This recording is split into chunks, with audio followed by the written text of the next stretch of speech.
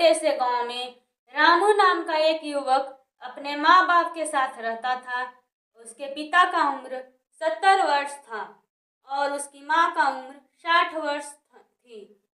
दोनों ही बूढ़े होने के कारण कमजोर हो गए थे, लेकिन रामू अपने काम में इतना व्यस्त रहता था कि उन्हें समय नहीं दे पाता था।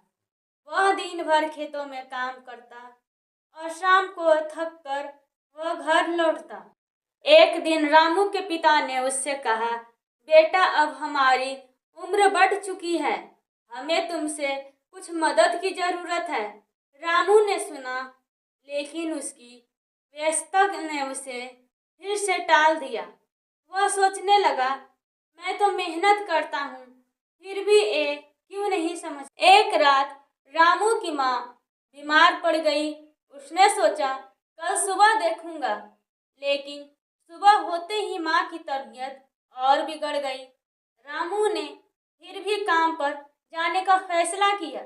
इस बीच उसकी माँ अकेले में बहुत कुछ दिन बाद रामू का एक दोस्त उसके घर आया।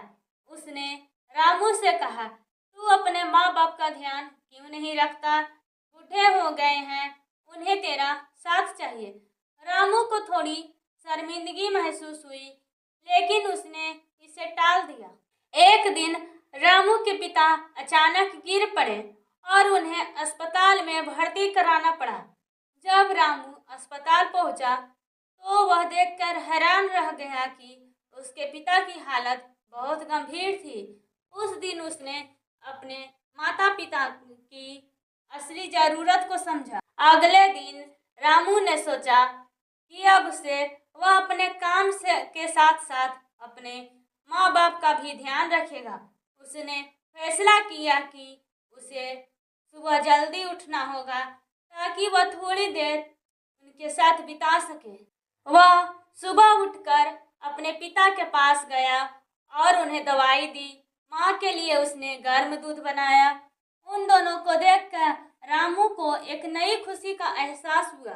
उसने महसूस किया कि उसके माँ बाप की खुशी उसकी खुशियों से कहीं ज्यादा महत्वपूर्ण थी।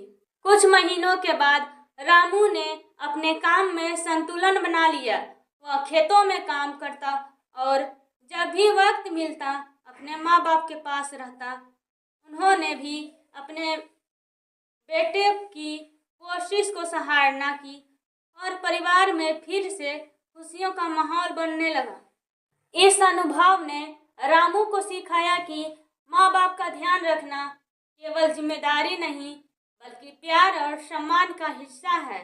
उसने समझा कि बूढ़े माँ बाप का बोझ एक अनमोल चीज है, जिसे हम समय समय पर समझना और सम्मानित करना चाहिए। इस तरह रामू ने अपने जीवन में बदलाव लाया और अपने माँ बाप के प्रति अपनी जिम्मेदारियों को निभाने लगा।